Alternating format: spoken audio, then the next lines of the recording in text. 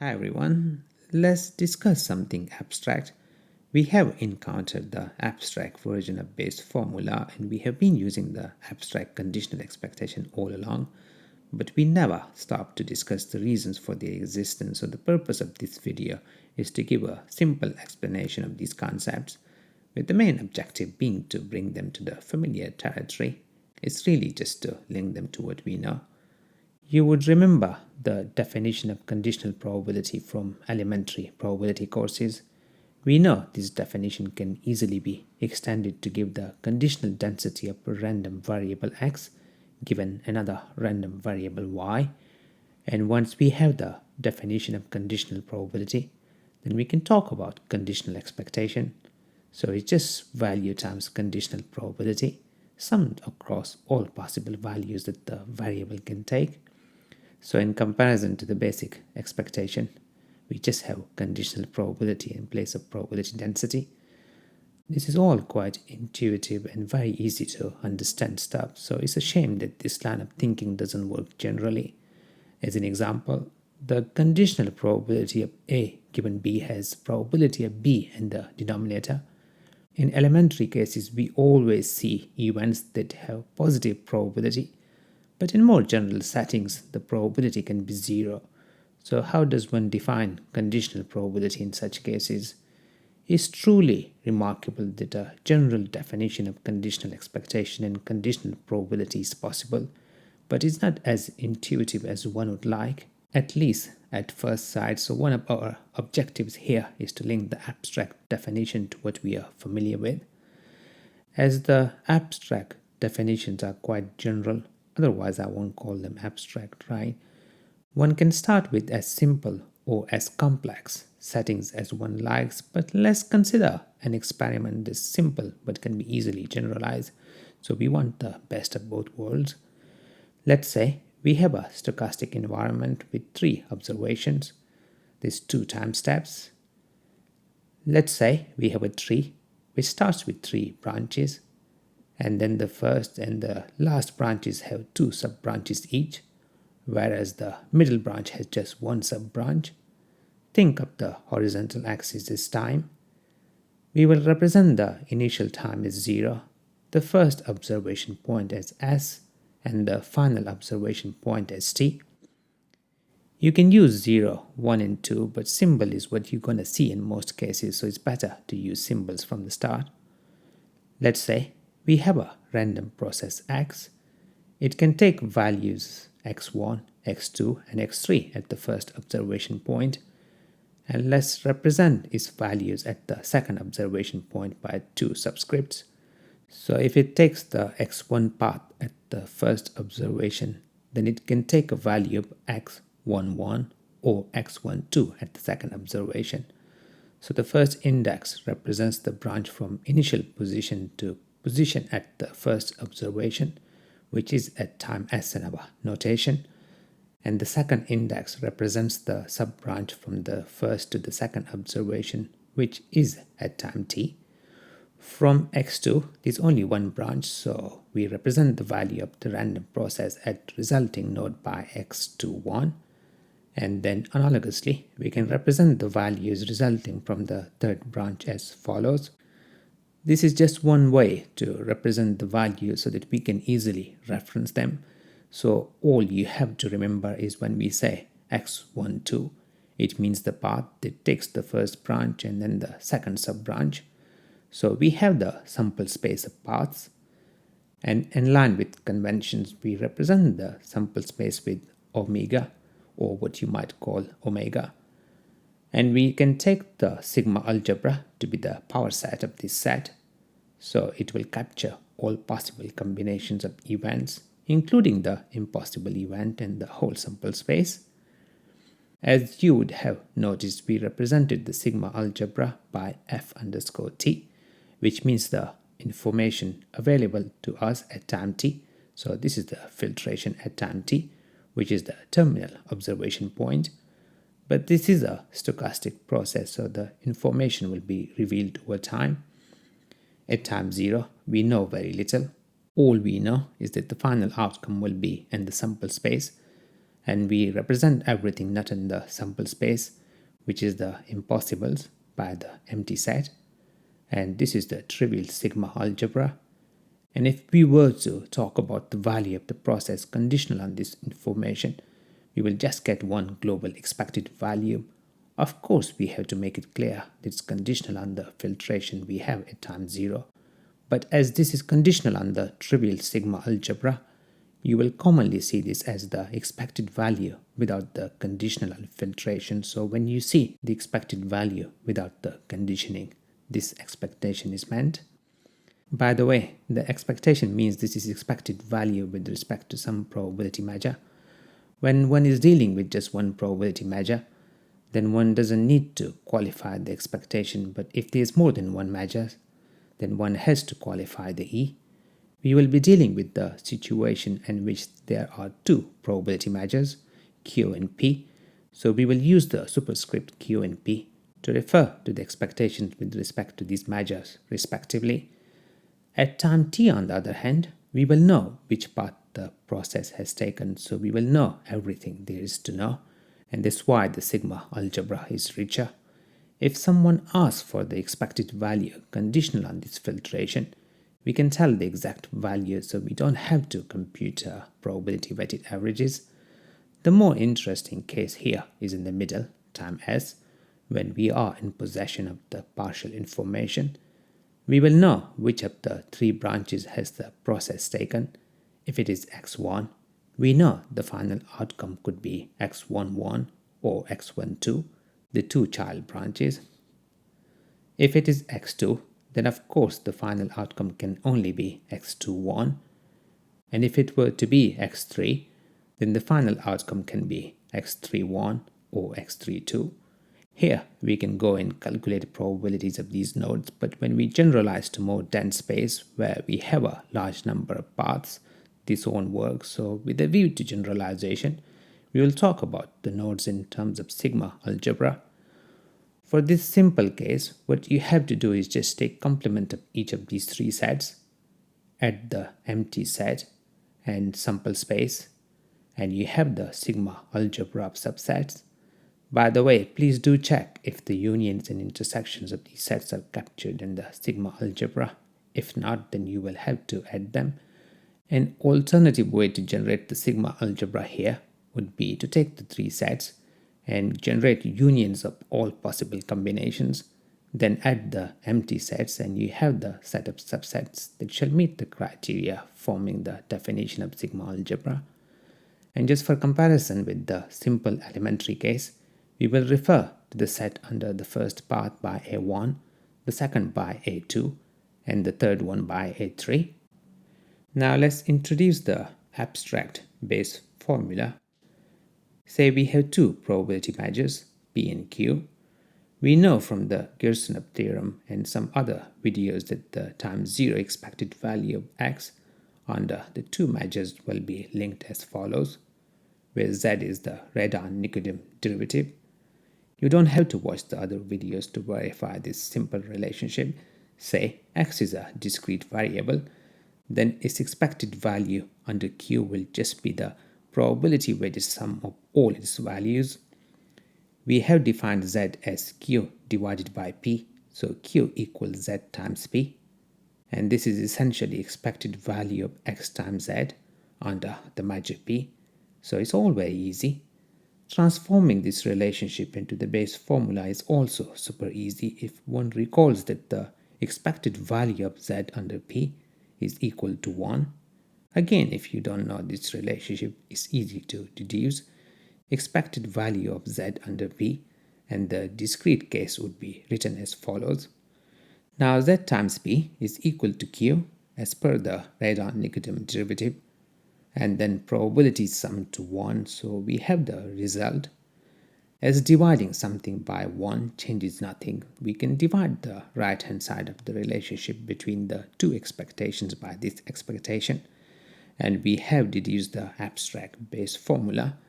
This is conditional on information at time 0, but the same formula applies to other times. For example, conditional on filtration at time s, it will look as follows. So we just replace 0 by s. The tricky part now is how does one interpret this conditional expectation? The main challenge is not the conditional expectation but the fact that it's conditional filtration, which is a sigma algebra of sets as opposed to conditional on an event or a random variable that we see in elementary textbooks. But the beauty of the diagram we have is we can switch between the two views, elementary views in terms of events and advanced view in terms of sigma algebra without any difficulty. So to link things to elementary probability, let's view the diagram in terms of events. Let's say we are conditioning on event A1, which is the set of paths through x1, so it consists of two outcomes that the paths through x1 will produce. Let's try to calculate the expected value of the random variable conditional on the event A. We know from basic probability courses that conditional expectation is just sum of values times conditional probabilities, where Q represents probability under measure Q. Now we can write conditional probability as follows. I hear you say it should be probability of x11 and A1 divided by probability of A1, but the intersection of A1 and x11 is equal to x11, so it's the same thing. Next, let's replace the first conditional probability by the ratio of probabilities. The second conditional probability will follow the same logic, it's just that we have x12 in place of x11. Next, we want to write the Q probabilities in terms of P probabilities. The Radon-Nikodym derivative tells us that the Q probability is equal to Z times the P probability, Z taking the same subscript. We can then also write the Q probability of A1 as Z1 times the P probability of A1, and using the same relationship, we can replace the other two probabilities. So it is just Z times P. The key is to use the right indices. Now we just need to manipulate this expression to get the right hand side of the base formula. Let's factor out Z1 and let's isolate the probabilities so that we can see the ratios of probabilities. And then the ratios are just conditional probabilities, but this time in terms of P. Let's replace the ratios by the conditional probabilities. Now this is xz times conditional probability, so it is like conditional expectation of x times z, but under measure P. So let's replace the expansion of the conditional expectation by the conditional expectation. And by the definition of Radon-Nikodym derivative, we know Z1 just represents the conditional expectation of Z conditional on A1. And there you go, we have the elementary events-based interpretation of the abstract-based formula. So we can view the conditioning and filtration as the generalization of conditioning on events. We are familiar with the basic version of the conditional expectation, which is conditioning on events, but we need a bit more digging to understand the general or abstract version that you're going to see in advanced textbooks. Let's use the classic analogy to introduce the abstract or general version of conditional expectation, say conditional on the filtration at time s. And when we say classic in probability, it means some sort of gambling, right? Let's zoom in on the paths through x1. Say we are playing a game. The game has a cost and a payoff. When the process takes the first branch, we play the game, and if it doesn't, we don't. And when we pay the conditional expectation of x conditional on the filtration s to play the game. The reward is the value that the random process x take at the final observation. So if the first branch is realized, we receive x11, and if the second branch occurs, we receive x12. We would have paid expected value of x conditional on fs at x1, so our net profit under either scenario will be lower by the same cost. Let's represent the probabilities of the two paths under measure P by just P, and then we have the x11 and x12. We can calculate the expected value of our net gain. So it will be outcome times probability and then sum across all relevant paths. We can write this expected value using the summation symbol. And for the game to be fair, the expected value of the net gain has to be 0. And if we want to go more granular or more general, then sum becomes integral. So it is just outcome times the probability. dp is like probability density but applies more generally as we know by now. And we have only summed under a subset A.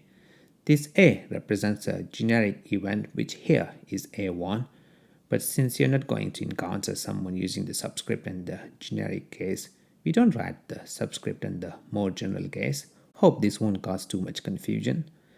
Now we know integral of the difference is the difference of integrals, and we shift the second integral to the right hand side, and we have the definition of conditional expectation. We deduced it as the fair price of the game that pays the final outcome and costs the conditional expectation. And remember, we only play the game if the event A, or A1 in the diagram, happens at time S. And by looking at the symbols, we can see it represents the average value, in a sense, of a random variable, such that replacing the variable by this average produces the same result. This is what one would expect from the conditional expectation, so nothing complicated, but I don't think you're fully convinced yet, so let's try to interpret it in terms of simple events. Let's say we are concerned with calculations over A1 in the diagram again, so we in a way decided that we only play the game when the event A1 happens, which is when the process takes the first branch to reach x1 at time s. The left hand side, interpreting the integral as sum, is the random variable values times the probabilities. The right hand side is also values times probability, but the value is a constant, the conditional expectation, because when we are at node x1, we know the final outcome will be in the set A1, but we don't know any further, so we can only calculate just one average. We can factor out the conditional expectation. Now probability of x11 and x12 when added together is really probability of A1, because these two events combined give A1, right? And you know one can represent the probability of an event as the expected value of the indicator function of the event. Essentially, you're taking expected value of a random variable that takes a value of 1 if event A1 occurs. Expected value is value times probability, so this amounts to just adding the probabilities over the range A1. Using the same logic, we can also write the left hand side in terms of the indicator function. The left hand side is just the expected value of the random variable x, considering only the events that form A1. So the indicator function just captures this set. It in a way zeroes out contribution from any event that's not an A1. We are naturally interested in the conditional expectation, so we isolate it on one side. The left hand side now is just the conditional probability, and we are ready to connect the dots now. Remember, when calculating this conditional expectation, we assume only the highlighted paths are possible, so in a way, we filter the paths to the paths going through x1, which is the set A1. To reflect the filter we applied, we can use the indicator function. So now if someone asks the conditional expectation of a generic path, which we represent by W, we can check if the path lies in A1. If it does, we know the answer is the conditional expectation, and if it is outside, then we return 0. But as you can see, the paths can go through other events at time s. It's A2, A3 for example. But we have done the groundwork now, so it's easy to capture the conditional expectation along these paths. For A2, assuming we represent the set of paths that go through x2 by the set A2, we calculate the conditional expectation conditional on A2, and then use the indicator function to ensure this result is returned only for the paths that belong to A2. Same goes for the paths going through x3. The set of these paths we analogously represent by A3. Now to generalize, we can write this using the summation symbol. So now when someone asks, what is the conditional expectation of a path conditional filtration S? If the path is an A1, we return expected value of x given A1. If it is an A2, we return conditional value of x given A2, and so forth. Here the sets A1, A2 and A3 are disjoint, so all very easy. But the main purpose was to show how the abstract conditional expectation can be interpreted, and the simple elementary case where instead of the general sigma algebra, we have sigma algebra formed by the partition of the sample space. The union of A1, A2 and A3, as you can easily see, is equal to the sample space, and we also know how to generate the filtration or sigma algebra using these three disjoint sets. So hope the conditional expectation makes sense now, but let's try an even simpler example.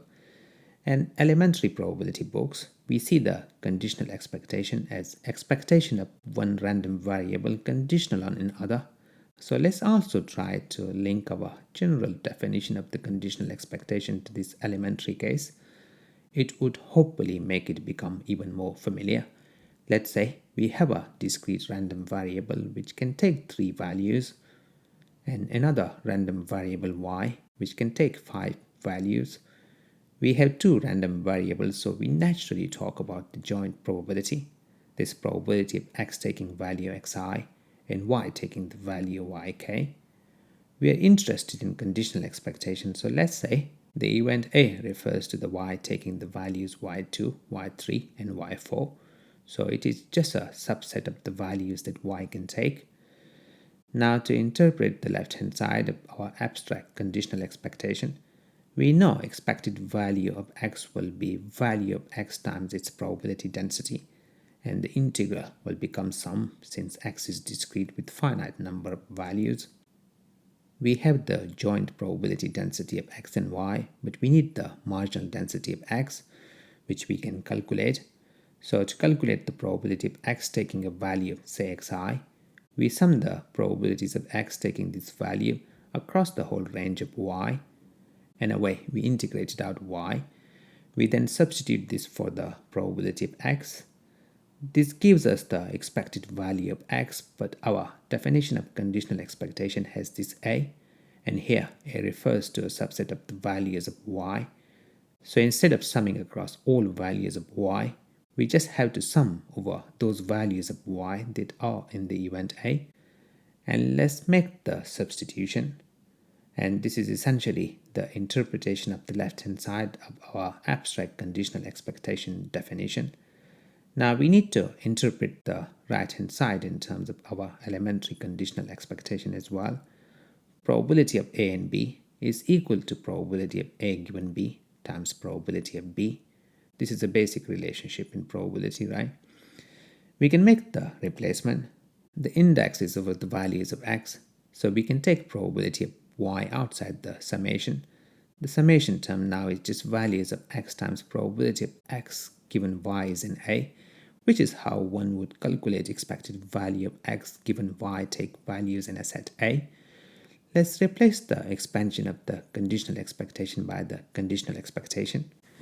We then know that the set A is the union of the 3 values of y, y2, y3 and y4. So we can write this as sum of the individual values, and this is the interpretation of the right-hand side of our abstract definition in terms of discrete random variables one sees in elementary books.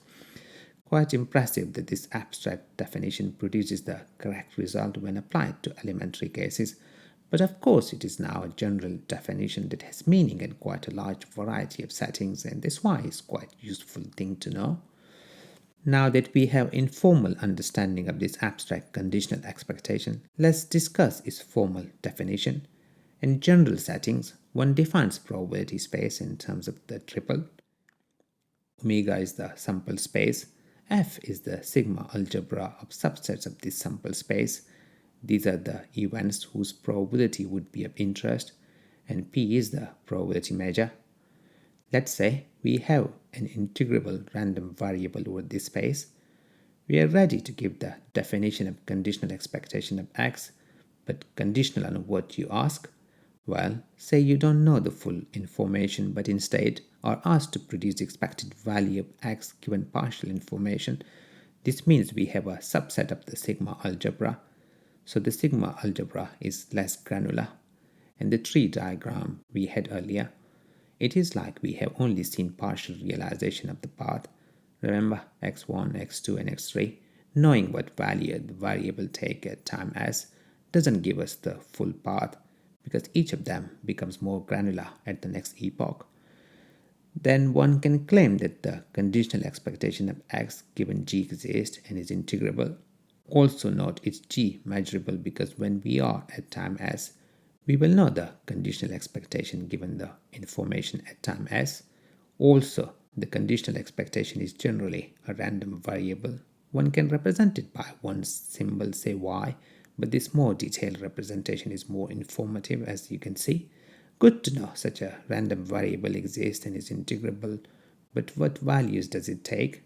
Kolmogorov would say, sorry, can't give you specific values here, but it is defined via relationship. Same equation we saw before. G is some generic set and the G sigma algebra. We previously represented it by A and also by A1. We assume that x is integrable. Sometimes you will see x is assumed to be square integrable, which is slightly weaker condition, but then one has to take care of some other things, so we will go with the stronger assumption. By the way, as you can see, the functional relationship that defines the conditional expectation only reflects events that have non-zero probabilities, so it's not uniquely defined. And that's why you hear versions of conditional expectation. One can arbitrarily set the conditional expectation of events that have zero probability to anything one likes, and it won't make a difference, but one has to be consistent. But anyways, any two versions of a conditional expectations are equal with probability 1, or you can say almost surely. The definition is with respect to a probability measure, which is P here. We'll be dealing with two measures, P and Q, so one then has to qualify the expectation. We will do so by adding the superscript. So E superscript Q means this is with respect to probability measure Q. Now, how does one prove that this conditional expectation indeed exists? It's remarkably easy if you still remember the Radon-Nikodym theorem. Say we define a measure mu via this relationship and assume x only takes non-negative values. Note mu is a measure on G because it assigns magnitudes to events in G. It's obvious that mu is absolutely continuous with respect to P because mu of an event will be 0 only if P probability of the event is 0. And when we have a measure which is absolutely continuous with respect to another measure, then the Radon-Nikodym theorem says that the derivative exists. And this f and the Radon-Nikodym derivative is nothing but the definition of conditional expectation. If x can take both positive and negative values, then you can split it into two and apply the logic to the difference of the two. So can't get any easier. Now, did you notice that we started the video with the conditional probability and we then moved to conditional expectation? But then, in the general settings, we started with the conditional expectation without even mentioning the general definition of conditional probability. It so happens that in the elementary cases, one defines conditional expectation via conditional probabilities, but in the general settings, it's the other way around. And deducing the definition of conditional probability is easy. We just have to replace the random variable by an indicator function. Then it will kinda amount to summing the probabilities. Let's say we want to calculate the conditional probability of an event f, which is a subset of the larger sigma algebra. If we replace the random variable x by the indicator function of the event f, whose conditional probability we are interested in calculating, so in terms of our T diagram, x refers to the terminal values of the random process, and if we were to be interested in an event, say x taking values between 10 and 20, then we would have calculated the expectation as the value times probability. But if we are interested in the probability of x taking values between 10 and 20, instead of multiplying x by probability, we replace values of x over the desired range by a constant value of 1 and the values outside the desired range by 0. Expected value of 1 would then be 1 times probability, so essentially we are just summing probabilities over the set f. Now the expected value of the indicator function is the probability of the indicated event, so the conditional expectation is the conditional probability. And the left hand side is really summing the probabilities of the paths that are in F, but only those paths that go through G. So it is like probability of the intersection of the set G and F. And to see that this abstract definition of conditional probability works in the simple case where we normally encounter sets which are unions of disjoint events or partitions. So integral becomes summation, and dp, which is like the probability density, becomes probability mass function. And now you can easily relate it to the form in which it is presented in elementary textbooks. Now that we understand the conditional expectation formally, let's discuss the formalish proof of the abstract Bayes formula. It's more of a demonstration than a proof, to be honest. We will only need a few ingredients to complete the proof. First, of course, we need the definition of conditional expectation, which we have here. Secondly, Bayes formula, as we saw earlier, involves two probability measures, P and Q, so we need to link the two. So let's say the Q probability measure is defined as follows, where Z is the radon-Nicotian derivative. And finally, we need a property of the conditional expectation. Actually, the conditional expectation has a number of properties. Some would say more than a dozen, but we will mainly be using just one of them, which is the tower property or iterated expectation. Say you calculated expected value conditional on information at time s, and you then took these conditional expectations and calculated its expected value using the information at time 0, you will obviously get the conditional expectation at time 0. So whatever granularity you had when you were seeing things from time s perspective is lost when you view it from the time 0 perspective. And as we saw earlier, the conditioning on filtration at time 0 is usually written without specifying the condition.